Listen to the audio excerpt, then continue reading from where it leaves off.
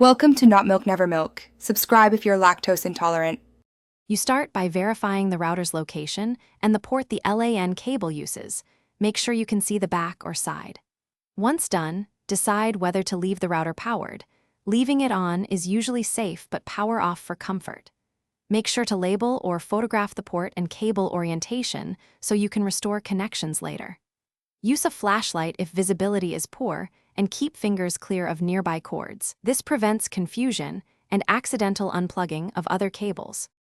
You now locate the small plastic clip on the LAN plug and press it firmly with your thumb to release tension. Hear the click. While holding the clip depressed, pull the connector straight out toward you. Do not yank at an angle because sideways force can deform the port. If the plug feels stuck, keep the clip pressed and count 2 to 3 seconds, then pull with steady pressure. Make sure to support the router with your other hand if needed. This reduces strain on the device and cable.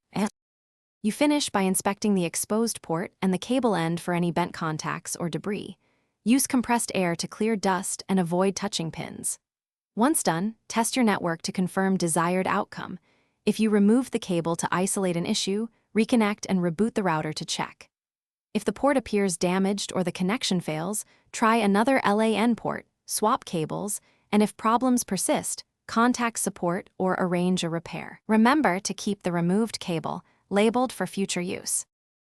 Thanks for watching. If this was helpful, leave a like and consider subscribing. See you next time.